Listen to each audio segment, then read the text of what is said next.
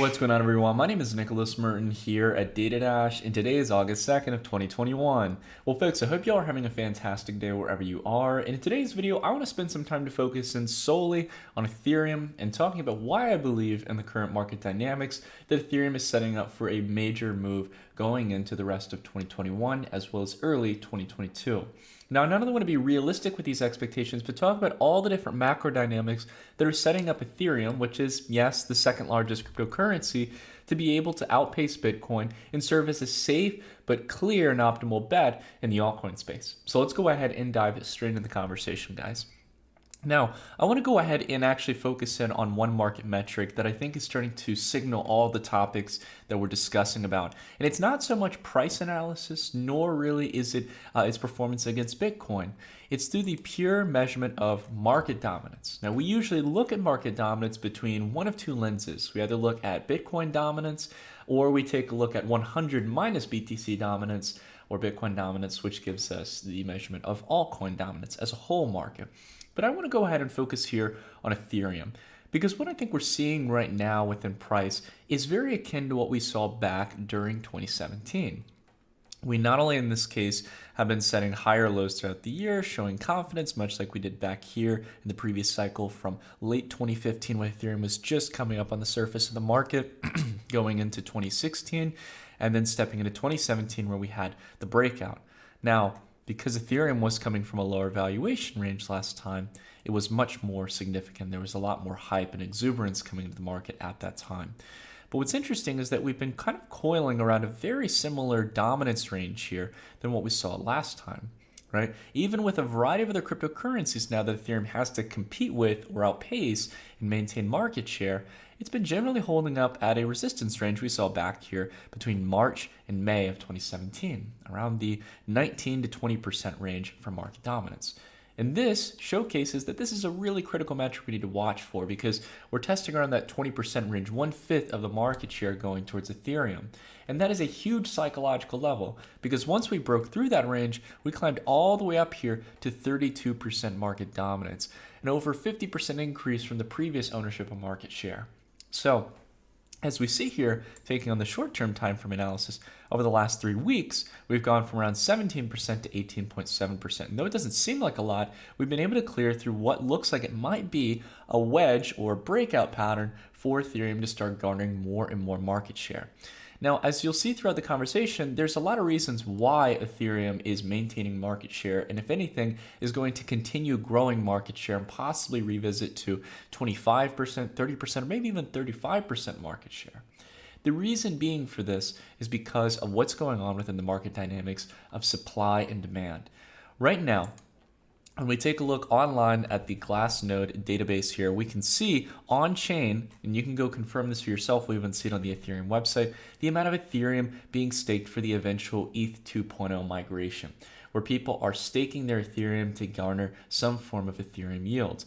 Now, in the long term, as we start to move towards the deployment of ETH2, this might eventually serve as a negative if people start to revoke their ETH stakes. But in the short term, we have to be candid in realizing that this is starting to dry up a lot of the Ethereum on exchanges, the Ethereum that might be able to be sold over, spot markets, OTC markets, etc. This ETH is now being deployed into a specified contract where it is not going to move, meaning that it has been bought and deposited in this contract and no one's selling it. Right?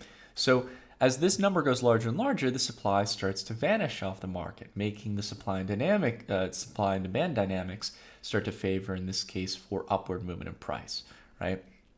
We can see here again on the Ethereum website, on the ETH2 launchpad, you can see the staking reward over time. If you're one of the earlier participants here, the APR is much higher, and it starts to decline over time towards around 4.9 to 5% as we reach 10 million ETH staked. At the moment, we're at 6.6 million Ethereum. That's a massive change with the supply and demand dynamics here. And it's going to probably continue to grow here over time as we move closer and closer to ETH2 deployment. Now, outside of this as well, we've also got the improvement coming to the Ethereum network, EIP 1559. Now, this was originally planned to deploy in late July, but they pushed it back a couple weeks due to basically a bit of group consensus here on actually pushing and implementing EIP 1559. And as of now, it's set to become official and within one of the recent blocks that are going to be deployed on August 4th. So what this is going to entail is also, again, a reduction of supply in the market. So that every single time someone is engaging in some form of activity on the Ethereum blockchain, that there is a basically a segment of the fee, in this case, that's collected that originally would all go to miners, in this case, who are doing proof of work to, validate and reach consensus on the network. It is instead going to be going towards a burner address. It's going to be burned and taken away from the supply, which at the end of the day is going to mean we're going to have less and less supply. And in fact, with Ethereum's monetary policy, the way that it's currently working, if there is enough activity on the network, that it could actually turn ETH not only into an asset that has some form of a fixed supply, but also a truly deflationary supply, where the available ETH on the market starts to truly actually decrease rather than increase, even with staking rewards. And that's the really interesting dynamic here that we have to keep in mind. And this is coming through relatively soon, just in the next couple days.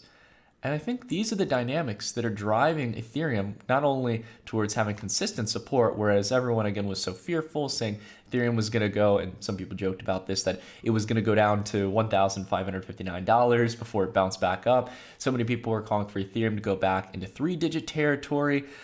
Just all these doomsday scenarios. When in reality, buyers came in at a smart, consistent range here, where we saw historically was a good time to buy. And they've driven prices back up to relative highs that we haven't seen since mid-June. Price is looking great here, not only in dollar terms, right? Consistent. I mean, guys, like, you can't get better than this. You've had from July 21st consistent green days like this, right? This is very akin to what we saw back here in April, or what we saw back here in December, or back here in July. Nice consistent green streaks that signal further confidence in trend shift. But outside of this, well, take a look against Bitcoin here. Past 3 weeks here, we've been able to make some pretty big leaps and bounds. If you want to get the actual percentage here, we can take it here from back here in July 21st, and we're up around 13%, 13.5% against Bitcoin. Take a look here on the daily, right? Nice move upward here. We've started to set in higher highs here, relatively. And again, we've started to escape this lower bound range that we tested back here in May and June of 2021. We're starting to move upward here. Volume as well. Not bad, not good. We have to wait to see this substantiate further. But again, as we take a look here at basic price analysis between the general points of resistance, we've cleared through it. And if we take a look at the much longer trend time frame and I think more simplistic view, you can see here that we're at the midpoint of the cycle, right?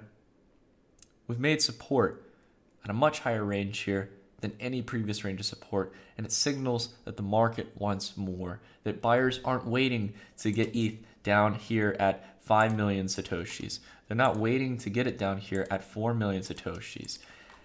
They're buying it up here around 6 million Satoshis, and they're looking to push it higher back to the historic ranges we saw back here at around 12 million Satoshis and back here around 15 million Satoshis. Ethereum is showcasing dominant strength in the market. And this leads me to a very important point. If you guys have stuck around this long, I really appreciate that, because I want to drill an important point that I hope you guys take away from this video. Why am I talking about Ethereum, the second largest cryptocurrency? Is there really even a chance that Ethereum can perform that well? Well, I want to go ahead and simplify the way you can look at this. If you think that Ethereum, bare minimum, is going to be able to reach back up to its highs from January 2018, the peak of the altcoin cycle, where it did set in a lower level against Bitcoin. If you do think that it's going to reach that range, right, we're basically from this point on going to get a little bit less, unless you picked up here at the dip, like I did and many other people did. You're going to likely get around a 2 times move, basically doubling against Bitcoin in the sense of price action. Now, I know that that's not a 5x, it's not a 10x, it's not 20x, it's not 100x. And to be honest, guys, the only way you're going to get that is by basically throwing darts at a variety of different projects. And heck, maybe you land 1 or 2, or maybe a couple in this case if you're really witty. But getting a 2x against Bitcoin this late on in the sector of cryptocurrencies is actually really not that bad, especially if you're talking about protecting and preserving your capital. Because the biggest mistake that so many people make is that they get too greedy, they get too eager to try to make excess multiples, and then they end up losing it all, right? Something that is likely going to give you a potential 10x or 50x if it goes to the upside also has a very good chance of completely failing, rug pulling you, becoming zero at the end of the day if you're not wise and careful with your money. Whereas Ethereum here is the second largest crypto. It owns the DeFi ecosystem. There's no argument about it. Sure, you got Binance Smart Chain and a few others, but it is the leading player for real adoption as well as fully scalable technology and deployment into a variety of different integrations as of recent, as we saw from ETHCCC. So again, take with it as you will, guys. I'm not saying to go all in on Ethereum, and I'm also not saying just to have a fragment of exposure. I think Ethereum is a safe bet as we go into the bull market here, the continuation of altcoins. As we go into the secondary wave, so we had the first wave here and the second wave, and last cycle, third wave here, we might very well have that secondary shoot up like we had back here in the middle of 2017. Who knows? We'll have to see. If you guys like this kind of analysis and you want to get in-depth analysis on cryptocurrency markets, a great way you guys can always support me is by checking out the link down below in the description to the Dash report, where you guys can get macro analysis on crypto, equities, commodities, and Forex markets, and even see some of my topics as well as my current percentage portfolio allocation.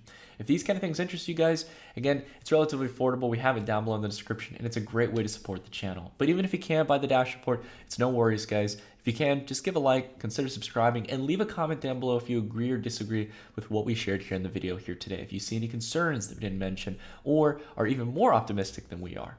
So that's it for today's video, guys. Thank you all so much for watching. I hope you have a fantastic rest of your day, and I'll see you all in the next video. Take care, everyone.